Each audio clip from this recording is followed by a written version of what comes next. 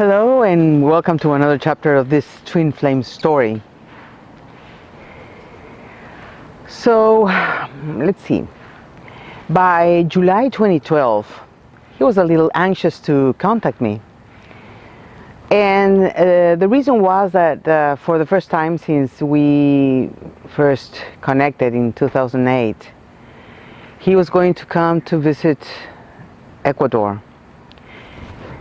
He was normally going to go to Guayaquil, which is the city where he grew up in, and he wanted to come to Quito, where I lived. I remember that the first time I told him to come visit, he said that basically he was not interested yet in visiting or oh, I remember that, yeah. When he first told me that he was thinking about coming to visit, and that was way before July, I said, to visit the country, I said, oh, are you going to come visit me? And he says, if I have some time, I will come visit. I have, priorities. And I go, God, how amazing. So we never talked about it, and our communication was not too continuous. It was, now and then, every month or every couple months by that time. So in July he was a little anxious to contact me, and it was because he had decided to come to Ecuador finally, and he wanted to come and visit. Since he was always asking for my guidance, I suggested we can plan on a weekend workshop, so he can come and do the workshop with some other students that were wanting to do the personal growth workshop. And he said he was going to come visit for, a couple days with his mom and sister, and he would go back to Guayaquil a couple days and then return for the workshop. That was the deal we had. I asked him if this girl was going to go to visit at the same time, and he says no, she can't. She lives in Mexico. She's a busy lady with 3 kids, so she's not going to come visit. I says, oh, okay. So, I had in my mindset pretty clearly what was, he was going to come visit for a couple of days with his mom and sister, then he was going to come back for the weekend workshop, and we would have some time alone to talk about different things. So he came, and we spent very little time together because he went to visit some other towns. He just spent the night at my house with his mom and sister, and next day we had some breakfast, and then he went on touring the city, and at night we met for dinner.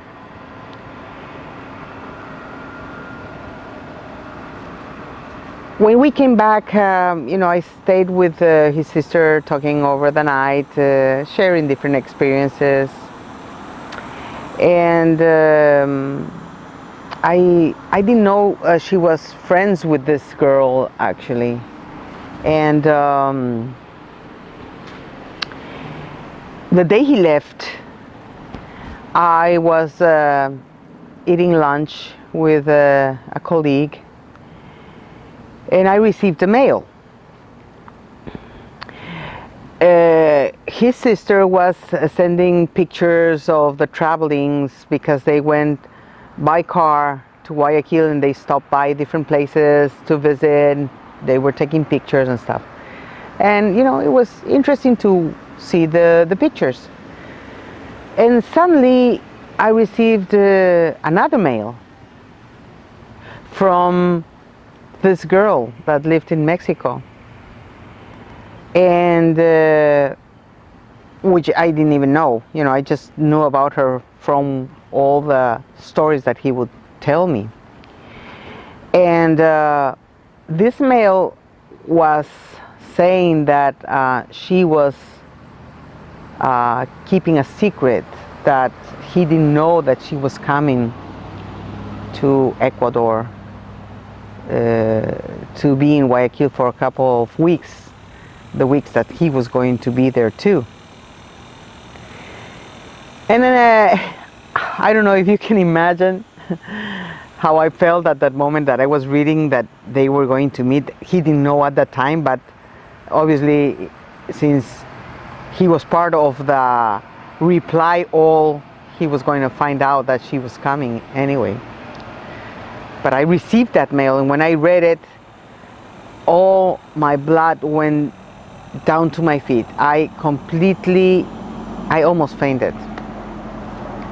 It was horrible. It was really horrible. And it was horrible to find out that she was coming in that way. I mean, receiving a mail by her where she was stating that she was keeping that secret, and it was not a good idea to keep that secret, and so she made it public.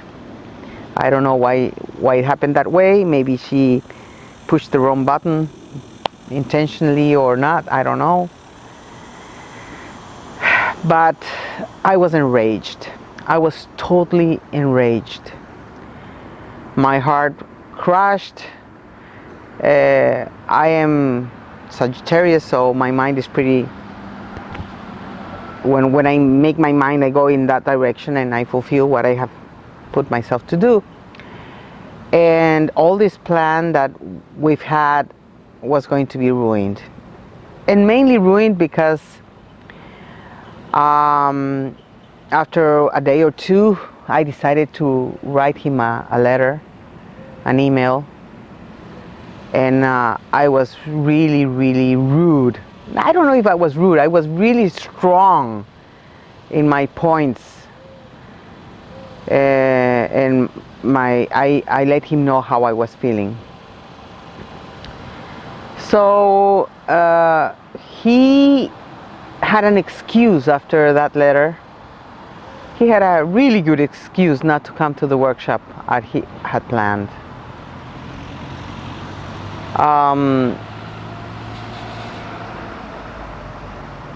Then I said, well, then we talked for a long time on the phone, and I said, you have to understand how I felt, as much as I have possibly to understand how you felt when you found out that she was gonna go. Obviously, they spent a lot of time together, enjoying their company and their affections. And it was very, very, extremely difficult. How can I learn to maintain myself at the spiritual experience, understanding that maybe one day, not in this lifetime, possibly not in this lifetime, maybe one day, he will remember who I am for him and what we are for each other. Most likely not this lifetime. He is also very têtu, as we would say in French, narrow-minded, and he made up his mind about not ever loving me, and I don't know if that will change for him in this lifetime. I don't know what will happen. The future is unknown, and all we have is right now. So my heart was completely crushed. I told him, go live with her, do whatever, ruin her marriage, do as you need to do. Take her to live in your 30-feet apartment or whatever. See if she can stand it. I was like, this kind of enraged, saying all these things. I wanted to hurt back. Um,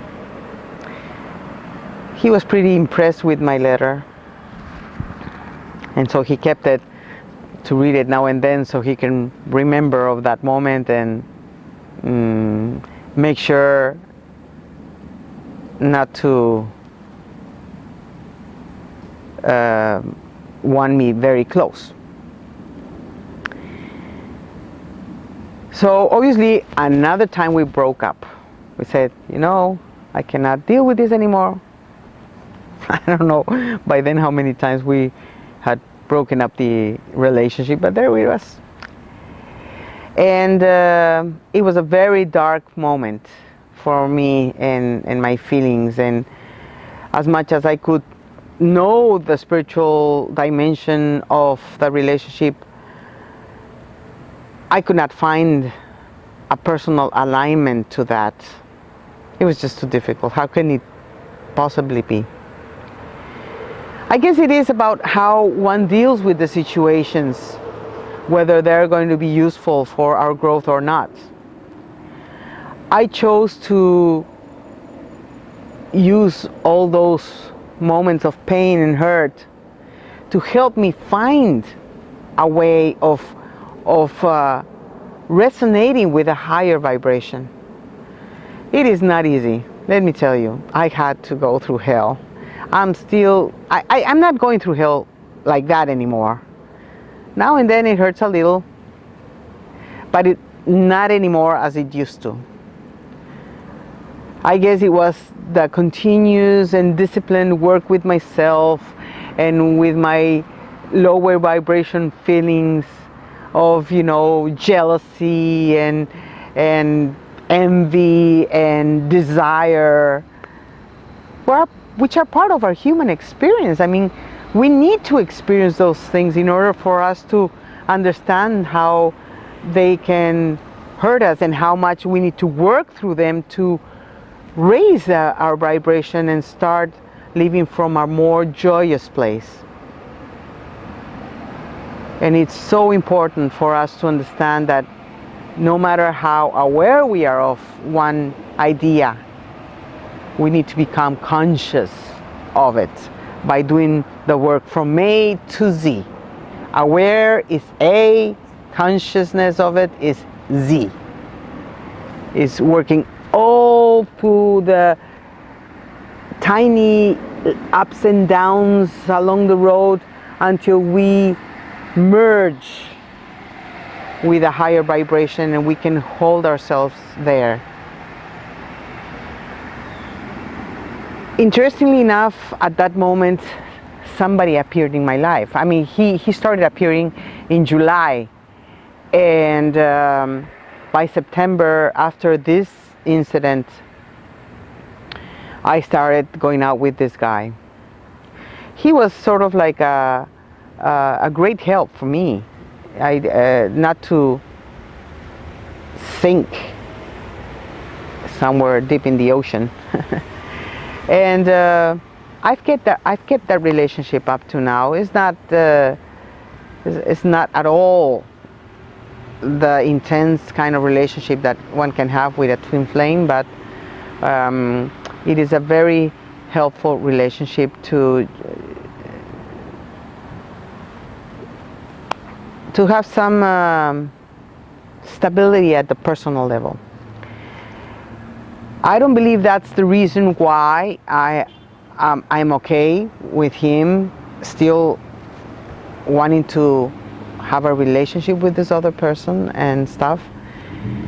But it has helped me to sort of make amends with myself. I will always love him in this manner of twin flame love, which is unconditional love. And I can only wait and be patient for me to be ready and for him to be ready to really be together in body and spirit, both. I can be in body with somebody and in spirit with him, and my desire would be to be in body and spirit with him. But as long as I'm not ready and he's not ready, that is not going to be a good idea to happen. It would be the best idea, the best moment for it to happen would be when we both are ready, because it will be a truthful union, not a pretended union, but a truthful in heart union that will bring so much light, not only for him and me, but will bring so much light for the ones we can touch or the ones we can reach. And I think that's what twin flame meetings, when they are both ready to meet at that level, are good for. They are good to settle or to anchor the light in a stronger way when they are together at that same level of vibration. Meanwhile, we just need to keep on working on each other, so we can aspire to reach that, because there is no higher aspiration. I would say, enlightenment and those things are as well, our aspirations. And this could be a path of enlightenment in terms of reaching the wholeness in oneself by acknowledging the wholeness with everything else. It is one path, and it's a worthwhile path for us to learn about unconditional love. Not the only one, because obviously there are many others, and I think we can keep on working at it to get closer every single minute of the day. We will talk more about it, more about these subjects in other video blogs about other ways of reaching the path to enlightenment. Meditation, Buddhist practice are very clear about it. And if you have any comments, questions, any experiences you'd like to share, feel free to share them in our video blog at awakening.goipath.com under this video, and that would be a great support for other people that are going through similar processes. Thank you very much. Until the next opportunity.